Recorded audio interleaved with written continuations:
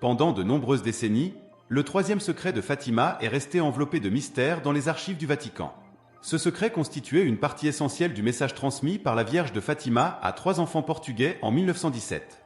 Cependant, elle a explicitement demandé que cette révélation soit cachée au public jusqu'en 1960.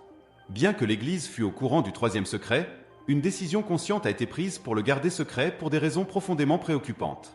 Quel était exactement le contenu du troisième secret de Fatima qui a provoqué tant de peur au sein de l'Église?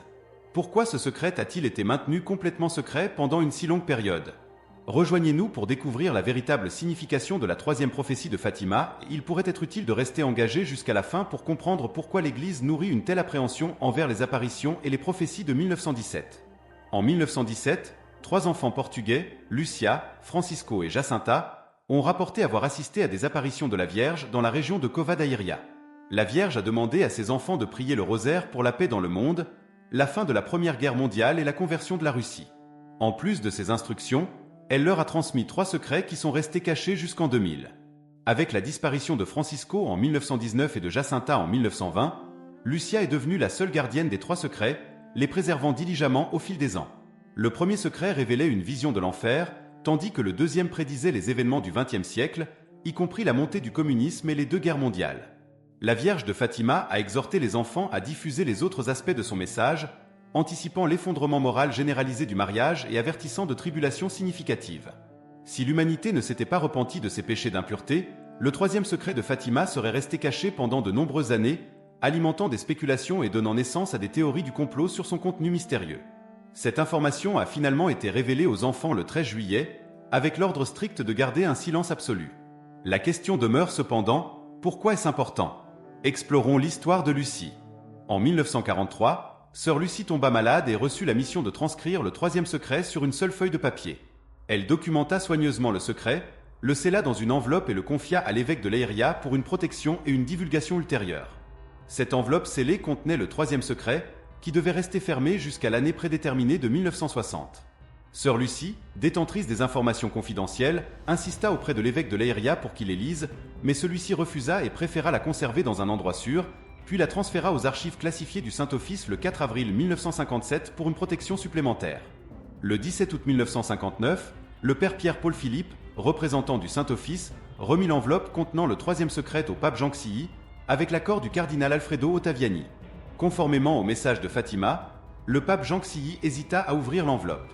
Finalement, il décida de ne pas révéler les informations confidentielles et retourna l'enveloppe au Saint-Office. Près de 6 ans plus tard, le pape Paul VI prit connaissance du contenu de ces informations non divulguées, mais choisit de ne pas les publier. L'enveloppe fut ensuite retournée aux archives du Saint-Office. Cette réticence des pontifes à révéler le contenu soulève la question. Quelles informations secrètes contenaient ces correspondances que les pontifes ne voulaient pas dévoiler? Il est crucial de se concentrer maintenant, car c'est ici que l'histoire prend un tournant surprenant. À la suite d'une grave blessure par balle sur la place Saint-Pierre, le pape Jean-Paul II demanda l'enveloppe contenant le troisième segment des informations confidentielles. Après avoir repris conscience, le pape eut du mal à comprendre ce qu'il venait de lire. Cela le concernait-il, comme l'avait prophétisé Notre-Dame de Fatima? Ou du moins, c'est ainsi qu'il le perçut. Avec la conviction inébranlable que le 13 mai 1982, lors du 64e anniversaire de la révélation initiale de Fatima, la bienheureuse Mère Marie est intervenue pour détourner les balles dirigées contre lui, le sauvant ainsi de la mort. Dans le contexte du troisième secret de Fatima, il a ressenti un lien profond entre lui et l'évêque vêtu de blanc. Bien que le pape Jean-Paul Ier ait échappé à la mort, il s'est identifié comme le pontife ou l'évêque mentionné dans la troisième partie des informations secrètes, destinées à être assassiné. Il considérait sa survie comme une intervention miraculeuse de la Vierge Marie. Bien que certains affirment que le pape Jean-Paul II ne pouvait pas être l'évêque vêtu de blanc dans la vision de Fatima parce qu'il n'est pas mort, le pape a répondu qu'il aurait dû mourir, mais que la bienheureuse mère l'avait ressuscité de l'orée de la mort. Il affirmait fermement que la Sainte Mère l'avait ramené à la vie.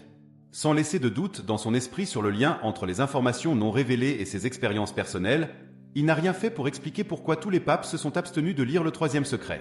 Même ceux qui l'ont lu ont choisi de ne pas le révéler au monde extérieur. En 2000, le pape Jean-Paul II a rendu public que le troisième segment de l'énigme de Fatima ne constituait qu'un fragment du véritable mystère révélé ce jour-là à Sœur Lucie. Cela suggère qu'il y a bien plus derrière le véritable secret. Cela implique peut-être que la tentative d'assassinat de Jean-Paul Ier il y a environ 40 ans n'était pas le point culminant de la mission prophétique de Fatima. Ce qui reste secret, ce que je vais vous révéler, ce sont les mots précis de la lettre transcrite ce jour-là par sœur Lucie. J'écris par obéissance à toi, mon Dieu, qui me l'a ordonné par son Excellence l'évêque de Leiria et par ta très sainte et ma mère. Après les deux parties que j'ai déjà exposées, à gauche de la Vierge Marie et un peu au-dessus, nous voyons un ange brillant avec une épée enflammée dans la main gauche, émettant des flammes qui semblaient vouloir embraser le monde. Mais elle s'éteignait au contact d'un éclat que la Vierge Marie irradiait vers lui de sa main droite. Indiquant la terre de la main droite, l'ange cria d'une voix forte « Pénitence, pénitence, pénitence ». D'autres évêques, prêtres, religieux et religieuses montaient une colline escarpée au sommet de laquelle se trouvait une grande croix robuste, semblable à un tronc de chêne-liège avec de l'écorce. Avant d'y arriver, le Saint-Père traversait une ville en grande partie en ruine et tremblante de peur. Un avenir incertain, plein de douleur et de tristesse, l'attendait. Il priait pour les âmes des défunts qu'il trouvait sur son chemin. Arrivé au sommet de la montagne, agenouillé au pied de la grande croix, il fut tué par une troupe de soldats qui le criblèrent de balles et de flèches. De la même manière, un par un, les autres évêques, prêtres, religieux et laïcs, de différents rangs et possessions, souffrirent de leur disparition. Sous les deux bras de la croix, deux anges tenaient chacun un aspersoir en cristal, recueillant le sang des martyrs et l'utilisant pour bénir les âmes qui avançaient vers Dieu. Ces révélations détaillées indiquent de nombreux événements futurs destinés à l'Église catholique, et la Vierge Marie a voulu nous en avertir. Cependant, il y a des informations supplémentaires dont il faut tenir compte, et c'est là que les choses deviennent vraiment terrifiantes. Le père Alonso, conservateur des archives secrètes du Vatican, a eu accès à la lettre et à plusieurs documents supplémentaires. Il a également eu l'occasion de parler personnellement avec sœur Lucie avant sa mort, révélant quelque chose de vraiment surprenant. Il a expliqué que des événements terribles attendent l'humanité et que ces événements correspondent au contenu du troisième segment de la lettre. Ces terribles événements n'ont rien à voir avec des maladies, des catastrophes naturelles ou des famines. Quelque chose allait se produire au sein de l'Église catholique qui en secourait profondément les fondations. L'Église catholique est au bord d'une crise interne et les plus hautes autorités de l'Église en assumeront la responsabilité. On prévoit que la foi se dissipera progressivement au sein de l'Église et que beaucoup renonceront à Dieu et à ses enseignements originaux. L'immoralité tourmentera l'Église et causera des conflits internes. Ces conflits et discordes pourraient entraîner la chute des plus hautes hiérarchies du Vatican, impliquant potentiellement même le pape. Ce que l'on redoutait depuis longtemps s'est finalement réalisé en août 2018, lorsque des nouvelles ont émergé suggérant qu'un nombre considérable de cardinaux du Vatican étaient impliqués. On a alors communiqué que le troisième secret était essentiellement insignifiant, tout comme ses sombres prédictions. Des événements tels que la tentative d'assassinat de Jean-Paul II en 1981 s'étaient déjà produits. Le message impliquait que les avertissements du troisième secret se référaient à des événements passés, créant ainsi l'impression qu'il n'y avait plus de raison de s'inquiéter. Cependant, il se trompait. Notre-Dame de Fatima s'est efforcée d'avertir le monde à l'avance de ces problèmes, des problèmes qui diviseraient en fragments l'Église catholique. Si vous examinez l'état actuel du monde, vous comprendrez que ce que la Vierge Marie a articulé ce jour-là a effectivement commencé à se manifester. Il ne faudra pas longtemps avant que les événements annoncés par Notre-Dame de Fatima se réalisent, et l'Église catholique doit agir rapidement et avec détermination avant qu'il ne soit trop tard.